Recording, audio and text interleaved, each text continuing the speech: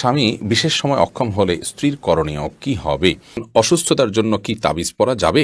নামাজের সময় পাশ দিয়ে কেউ গেলে বা আসলে আমার আম্মু নামাজের ভেতরই তাকায়, এতে নামাজের কোনো সমস্যা হবে কিনা? কোরআন কারীম যদি ভুল বশত পায়ে লাগে অথবা নিচে পড়ে যায়, করণীয় কি? নামাজ শেষে জায়নামাজ সালাম করা কি ঠিক? অনেক জায়গায় বসে প্রস্রাব করার ব্যবস্থা নেই, দাঁড়িয়ে পেশাব করতে হয়। এরকম পরিবেশ আমরা কি করব?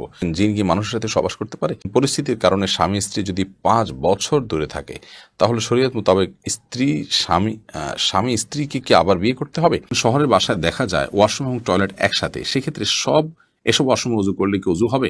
নামাজের সিজদা অবস্থায় যদি পা উঠে যায়, তাহলে নামাজের কোনো সমস্যা হবে কিনা? কোনো বাচ্চার বিছানায় প্রসাব করলে বিছানার চাদর ওয়াশ করা যায়, কিন্তু জাজিম বা তোষকে পেশাব করলে ধোয়া যায় না, এক্ষেত্রে করণীয় কি? চলুন আপনাদের যে সমস্ত প্রশ্ন ইতিমধ্যে চলে আসছে সেগুলোর উত্তর দেওয়ার পালায় আমরা প্রবেশ করি।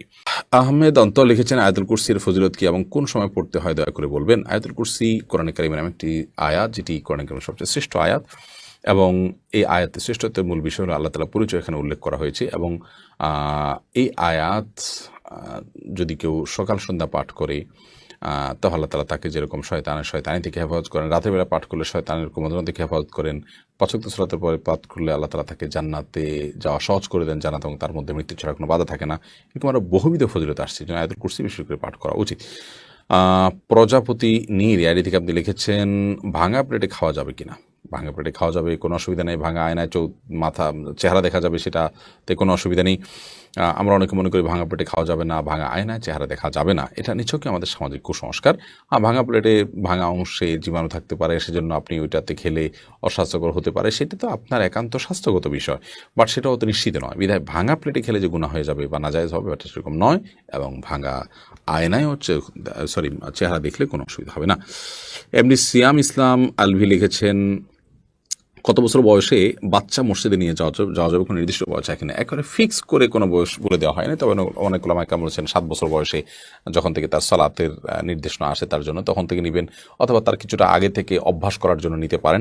কিন্তু একেবারে 2 বছর 3 বছরের বাচ্চা যে হয়তো পেশাব করে দিতে পারে বা শুধুই ডিস্টার্ব করবে, সে তার এখানে বোঝার কোনো বয়সই হয়নি এখনও, এই বয়সে তাকে মসজিদে নিয়ে যাবেন না। কারণ এই বয়সে মসজিদে নিলে সেক্ষেত্রে আপনার সে দেখা যাবে যে শেখার পরিবর্তে মানুষের ডিস্টার্বের কারণ হতে পারে। এইচএম হাসান লিখেছেন, 2 হাতের উপর সেজদা করলে সেজদা আদায় হবে কিনা? সেজদা করবেন আপনি জমিনে, হাতের উপরে সেজদা করবেন না। যদি কোনো কারণে হাতের উপরে কেউ সেজদা করেন, হয়তো জমিন তার জন্য উপযোগী না বা জমিনে করার কোনো ব্যবস্থা নেই, আদায় হয়ে যাবে তার সালাত। লাইলা নূর কদর এআইডি থেকে লিখেছেন, স্বামী সিগারেট খেলে ওয়াইফের করণীয় কি? ওয়াইফ তাকে বোঝাবেন, যথাসম্ভব নিজে না পারলে অন্য কাউকে দিয়ে বোঝাবেন, আল্লাহর কাছে দোয়া করবেন, তারপর তিনি যদি ফিরে না আসেন একান্ত তার গুনাহ হবে, ওয়াইফ অন্তত দায়মুক্ত হলেন।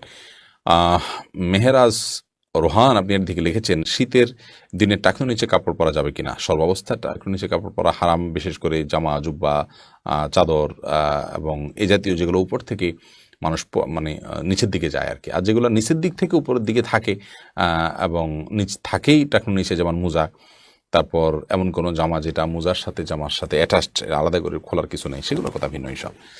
বাকি শীতের অজুহাতে টাকনুর নিচে পোশাক পরা যায় না, আপনি মোজা পরিধান করবেন।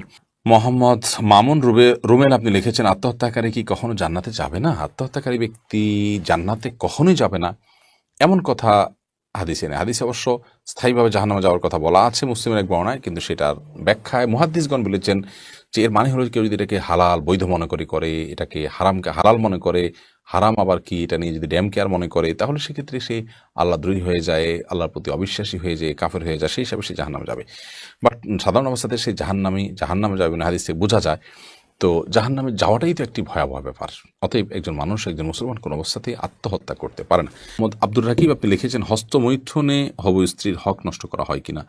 এটি আপনার স্বাস্থ্য নষ্ট হয়, আপনি নিজের হক নিজে নষ্ট করছেন, নিজের আমল নষ্ট করছেন, এবং এর মাধ্যমে যদি আপনার যৌন শক্তি কমে যায়, সেক্ষেত্রে আপনি স্ত্রীর হক নষ্ট করছেন। অবশ্যই সেজন্য এটি নাজায়েজ এবং গুনাহের কথা, হারাম। লিজা রহমান লিখেছেন, নামাজ কবুল হচ্ছে কিনা তা বুঝার উপায় কি? নামাজ কবুল হচ্ছে কিনা এটিকে নিশ্চিত করে একেবারে শিওরিটি দিয়ে আসলে বোঝার তেমন কোনো উপায় নেই।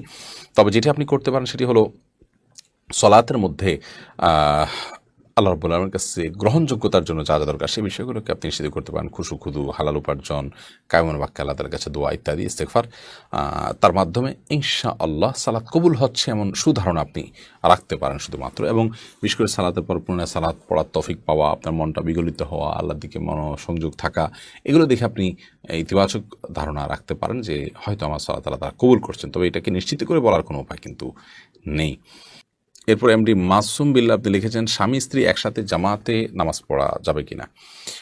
অবশ্যই জামাতে সালাত আদায় করতে পারেন। এক্ষেত্রে স্বামী সামনে দাঁড়াবেন এবং স্ত্রী পেছনে দাঁড়াবেন, পাশাপাশি দাঁড়াতে পারবেন না।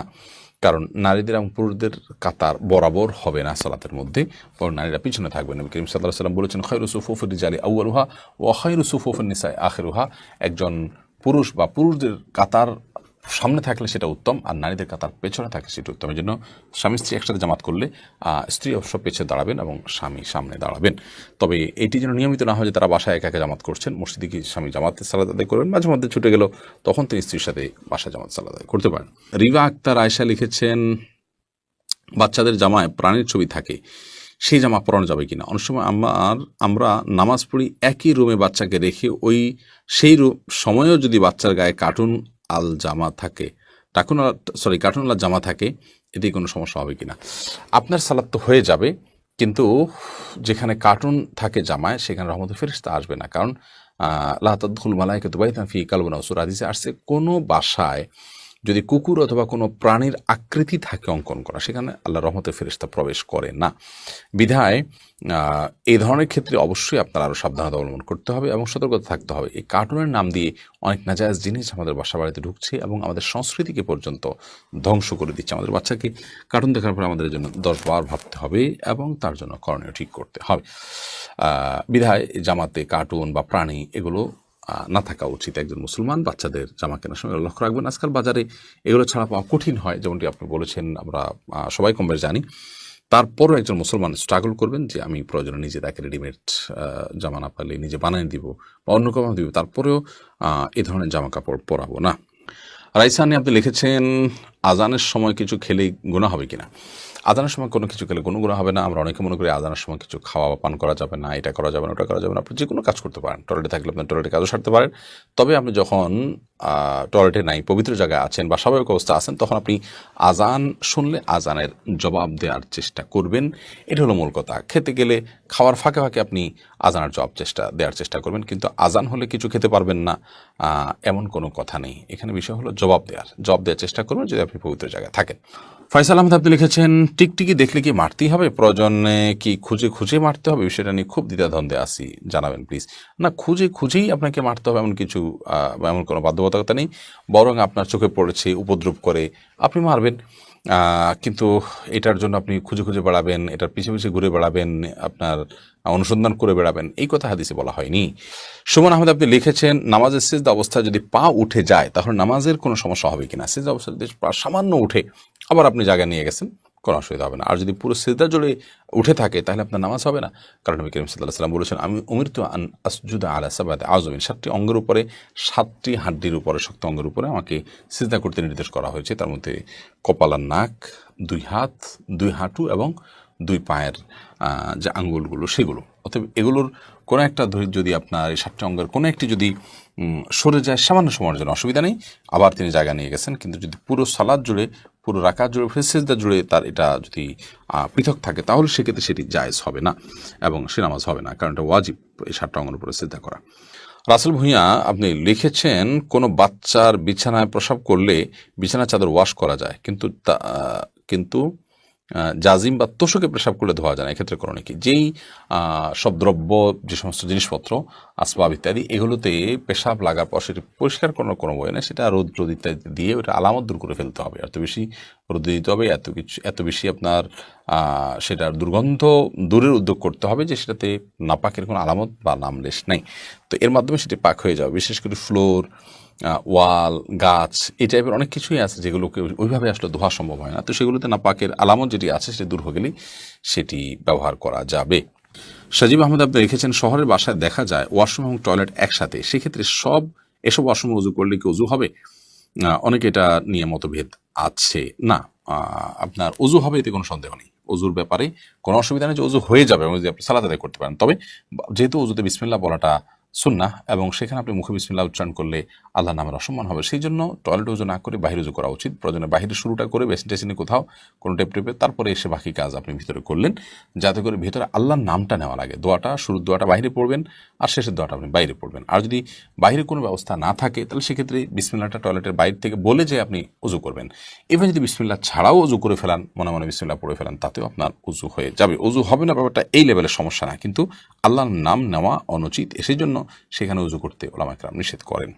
কিন্তু আপনি আল্লাহর নাম মুখ মনে মনে নিয়ে উজু করতে পারেন, বিশেষ করে যখন বিকল্প ব্যবস্থা থাকবে না।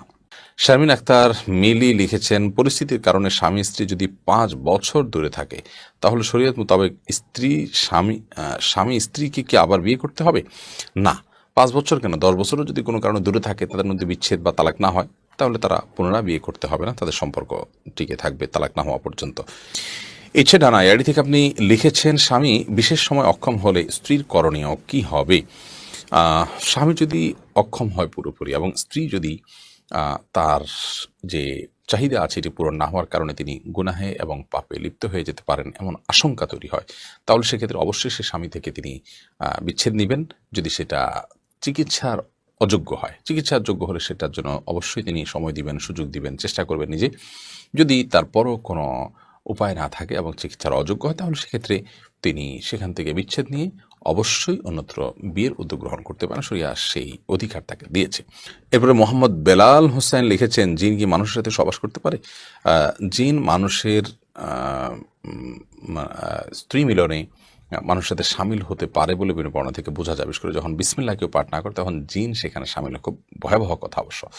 তো এই জন্য মুসলমান সব ক্ষেত্রেই, শুধু এটি নয়, আপনার খাওয়া দাওয়াতে জিন সামিল হতে পারে, ঘুমের সময়, বাসা প্রবেশের সময় তার সাথে প্রবেশ করতে পারে। তো এই জন্য বাসা প্রবেশের সময়, খাওয়ার পান করার সময় এবং স্ত্রী মিলনের সময় এই সময়গুলোতে বিসমিল্লাহ বলতে হয়। বিসমিল্লাহ বললে শয়তান আর সেখানে অংশগ্রহণের কোনো সুযোগ পায় না। শেখ রোকনুজ্জামান লিখেছেন, অনেক জায়গায় বসে প্রস্রাব করার ব্যবস্থা নেই, দাঁড়িয়ে পেশাব করতে হয়, এরকম পরিবেশ আমরা কি করব? যদি কোনো প্রকার ব্যবস্থা না থাকে এবং দাঁড়িয়ে পেশাব করা ছাড়া নিরুপায় থাকেন, তাহলে আপনি অবশ্যই দাঁড়িয়ে পেশাব সেখানে করতে পারেন, যেহেতু আপনি নিরুপায়। কিন্তু নিয়মিত অভ্যাস বাড়ানো সঠিক নয়, কারণ নবী করিম সাল্লাল্লাহু আলাইহি ওয়াসাল্লাম বসেই সবসময় পেশাব করতেন। তবে বিশেষ একবার তিনি দাঁড়িয়ে পেশাব করেছেন এবং সেটি কারণ ছিল এমন একটা জায়গায় তিনি গেছেন যেখানে ময়লা আবর্জনা চতুর্দিকে ফেলেছে মানুষ এবং সেখানে বসার মতো কোনো জায়গা ছিল না, সেজন্য তিনি সেখানে দাঁড়িয়ে পেশাব করেছেন। সোহানি পারভিন আপনি লিখেছেন, শীতকাল আমাদের মহিলাদের জন্য একটা বড় সমস্যা। যাদের চুল লম্বা তারা প্রতিদিন ভিজিয়ে গোসল করা সম্ভব হয় না, তাই আমরা কি শুধু চুলের গোড়াটা ভিজিয়ে গোসল করতে পারি? দেখুন, যদি ফরজ গোসল হয় তাহলে সেক্ষেত্রে আপনার চুলের আগা গোড়া সবগুলোই আপনাকে ভেজাতে হবে। আর যদি ফরজ গোসল না হয় তাহলে সেক্ষেত্রে আপনি চুল পুরোটা শুকনো রাখতে পারেন, কোনো অসুবিধা নেই। আপনার সুন্নাহ বা নফল সাধারণ বা জায়েজ মোবাজে গোসল সেটিতে চুল বোঝানো তো আবশ্যক নয়। নাহিদা ইসলাম আপনি লিখেছেন, নামাজ শেষে জায়নামাজ সালাম করা কি ঠিক? না, জায়নামাজ সালাম করার কিছু নেই, সালাম করতে হবে মানুষকে। ডানে বামে সালাম দিচ্ছেন, এরপর আর কোনো সালাম নাই। এরপরে কোনো কারোর সাথে আপনার হঠাৎ সাক্ষাৎ হয়েছে, সেই জায়গা থেকে আপনি সালাম দিতে পারেন, কিন্তু জায়নামাজকে সালাম দেওয়া এটি কোরআন সুন্নাহর কোনো নির্দেশনা নয়। এটি যদি সালাতের অংশ মনে করে কেউ, সালাত পরবর্তী করণীয় মনে করেন কেউ শরিয়া দৃষ্টিকোণ থেকে, ইসলামের দৃষ্টিকোণ থেকে, তাহলে সেটি বরং বিদআতে পর্যবেসিত হবে। ইসলামের নামে মন গড়া কোনো কিছু করলে সওয়াব হয় না, বরং আরও বিপরীতে গুনাহ হয়। এমনি মুস্তাফিজুর রহমান আপনি লিখেছেন, কোরআন কারীম যদি ভুলবশত পায়ে লাগে অথবা নিচে পড়ে যায়, করণীয় কি? ভুলবশত পায়ে লাগলে অথবা নিচে পড়ে গেলে আল্লাহর কাছে মাপ চাইতে হবে, যদি এটা অনিচ্ছাকৃত, তারপরে মাপ চাই নিতে হবে এবং সেই সাথে ভবিষ্যতে যেন এরকমটি না হয় সেজন্য সাবধানতা অবলম্বন করতে হবে। এর কারণে আপনার বিশেষ কোনো কাফারা নাই। আমরা ছোটবেলা থেকে যে সমস্ত কথা শুনে আসছি যে এর কারণে এত কেজি লবণ দিতে হবে, চাল দিতে হবে গরিবকে ইত্যাদি, এগুলো আমাদের নিজেদের মন গড়া নানান কথাবার্তা। মূলত যদি পড়ে যায়, ইচ্ছাকৃত নয় বরং ভুলে পড়ে গেছে, তাহলে সেক্ষেত্রে সেটার কারণে আপনার বিশেষ কোনো করণীয় নাই, সামনে থেকে সাবধানতা অবলম্বন করতে হবে এবং যেটি হয়ে গেছে আল্লাহ কোরআনের প্রতি অনিচ্ছাকৃত, তার জন্য আল্লাহর কাছে মাপ চাইতে হবে। তন্নি আইডি থেকে আপনি লিখেছেন, নামাজের সময় পাশ দিয়ে কেউ গেলে বা আসলে আমার আম্মু নামাজের ভেতরই তাকায়, এতে নামাজের কোনো সমস্যা হবে কিনা? না, অবশ্যই তার দিকে তাকানো উচিত নয়, কারণ সালাতরত অবস্থায় কেউ যাচ্ছে তার দিকে আপনি তাকানোটা আপনার সালাতের যে খুশু এবং ক্ষুদ্র তার বরখেলাফ হয়। বাট যেটি করা উচিত সেটি হলো নবী আলাইহিস সালাম বলেছেন, তোমার সালাতের সামনে দিয়ে যদি কেউ যায় তাহলে সেক্ষেত্রে তাকে বাধা দাও। কোনো কোনো বর্ণনা আছে তাকে তার সাথে লড়াইয়ে লিপ্ত হয়, কারণ সে শয়তান, কারণ সে তোমার মনোযোগকে নষ্ট করছে, তোমার সালাতের এরিয়ার মধ্যে এসে সে তোমার দৃষ্টিকে আকর্ষণ করে ফেলছে এবং মনোযোগে ব্যাঘাত সৃষ্টি করছে। এই জন্য তাকে বাধা দিতে বলা হয়েছে। সেই বাধার অংশ হিসাবে এরকম হাত দিয়ে তাকে ইশারা দিয়ে দেওয়া যেতে পারে যদি সে টের না পায়। আর এর বাইরে তার দিকে তাকিয়ে থাকলে তো কোনো লাভ নাই, বিধায় তাকিয়ে নিজের সলাতের মনোযোগ নষ্ট করার তো কোনো যৌক্তিকতা নেই, বিধায় আপনার আম্মাকে বলতে হবে এই কাজটি করা যাবে না। এহসান মাহমুদ আপনি লিখেছেন, অসুস্থতার জন্য কি তাবিজ পরা যাবে? দেখুন, ইসলামী শরিয়ার দৃষ্টিকোণ যদি আপনি দেখেন তাহলে মানে এটা যদি জানতে চান তাহলে আমরা বলবো যে তাবিজ নবী করিম সাল্লাল্লাহু আলাইহি সাল্লাম কখনো ব্যবহার করেন নাই, করার নির্দেশনা দেননি, তাবিজ তিনি পড়তেন না, দিতেনও না। সাহাবা ইকরামকে তিনি যেটি শিক্ষা দিতেন তা হলো তারা যেন সবসময় আপনার শরঈ ঝাড়ফুঁক করেন, এবং নবী সাল্লাল্লাহু আলাইহি ওয়াসাল্লাম নিজে ঝাড়ফুঁক করতেন, অর্থাৎ ফু দিতেন পানিতে, তেলে, শরীরে ইত্যাদিতে। বাকি তাবিজ কোনো কিছু লিখে ঝুলিয়ে রাখা এটা নবী সাল্লাল্লাহু আলাইহি ওয়াসাল্লামের আদর্শ সুন্নাহ ছিল না, তিনি নিজেও করেন নাই, কাউকে দেনও নাই, দিতে বলেনও নাই। বরং এর বিপরীতে মানে আল্লাহ তাইমাতান ফাকাত আশাকা আছে, যে ব্যক্তি তাইমা ঝুলালো সে শিরক করলো। তামিমা আর কোরআনের আয়াত লেখা থাকা তাবিজ দুইটা ভিতরে পার্থক্য করেছেন অনেক ওলামা ইকরাম, এবং সেই ভিত্তিতে যদি কেউ অনেক ওলামা ইকরামের মতো লোক যদি ছোটো বাচ্চা থাকে বা তেলাওয়াত করতে না পারে, নিজে ঝাড় করার মতো লোক না থাকে বা না করতে পারে, তাহলে তাকে যদি কোনো আয়াত লিখে ঝুলিয়ে দেওয়া হয় সেটি জায়েজ আছে কোরআন কারণে আয়াত দিয়ে, এবং এটিকে অনেক ওলামা ইকরাম জায়েজ বলেছেন। বাট নবী সাল্লাল্লাহু আলাইহি সাল্লাম কখনো এটি দেননি, করেননি, এটি সুন্নাহ নয়, অন্তত সেটি একেবারে সুনিশ্চিত।